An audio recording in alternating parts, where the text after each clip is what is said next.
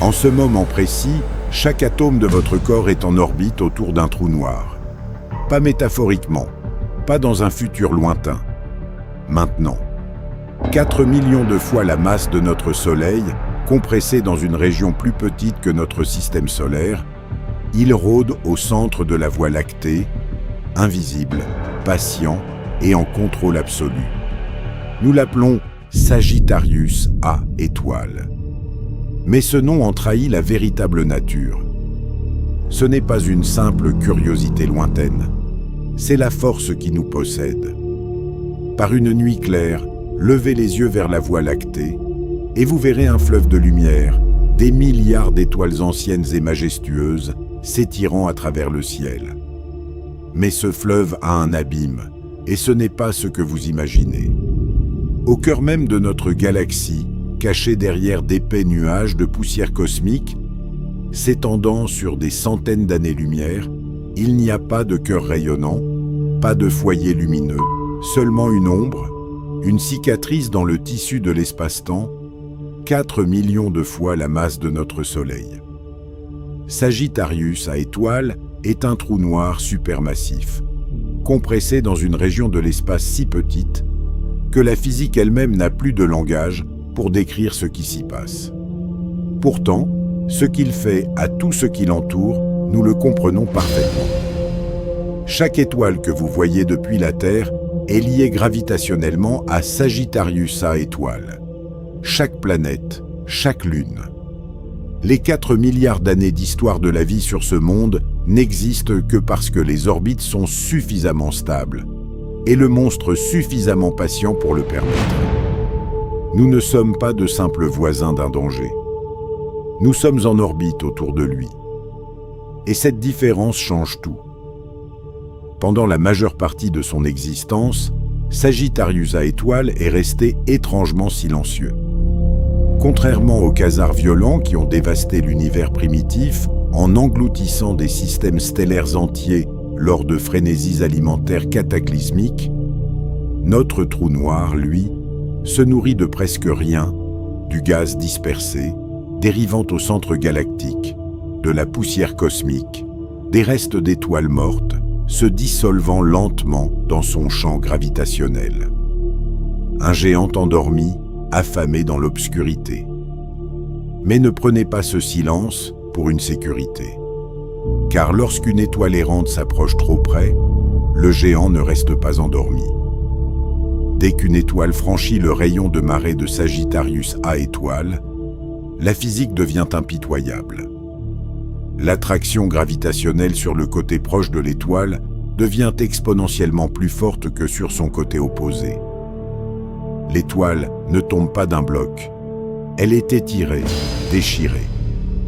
Les forces sont si extrêmes que la matière de l'étoile s'étire en un long ruban de plasma incandescent, chauffé à des milliers de degrés, et s'accélère vers le trou noir à une fraction de la vitesse de la lumière.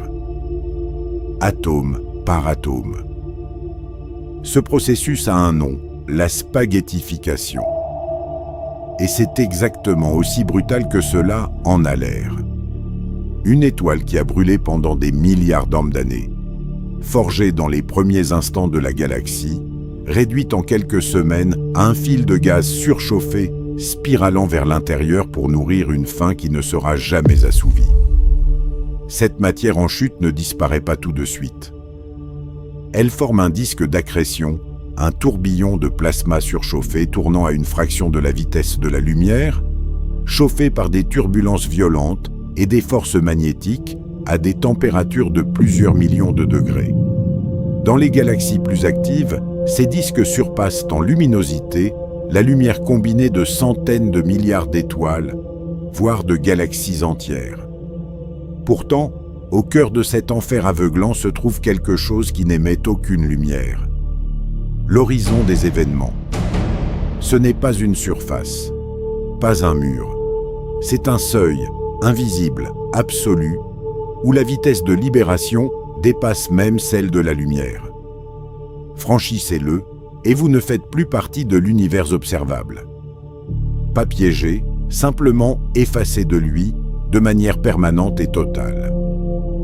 Rien n'échappe, ni le rayonnement, ni l'information, ni la lumière. C'est là que la physique devient véritablement vertigineuse. Si vous pouviez observer une étoile traverser l'horizon des événements, vous ne la verriez jamais l'atteindre. La gravité immense déforme le temps si sévèrement que, de votre point de vue, l'image de l'étoile se figerait à la lisière, s'estompant lentement dans un rouge spectral profond, comme si le temps lui-même s'arrêtait. Pourtant, pour l'étoile, il n'y a pas de pause. Sa descente est implacable.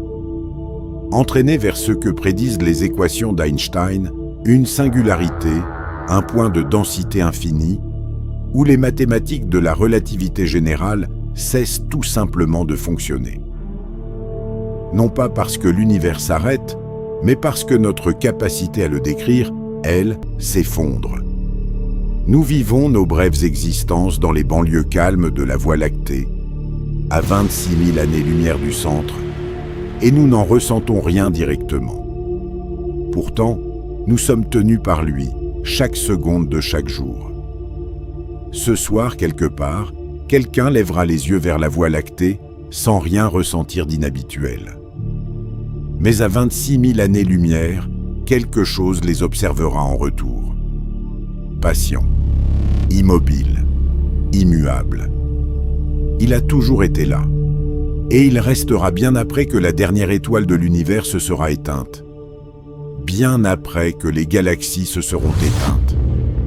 Bien après que tout ce que nous avons jamais appelé réel se sera dissous dans un silence glacé. Nous ne sommes pas en orbite autour d'un monstre, nous lui appartenons.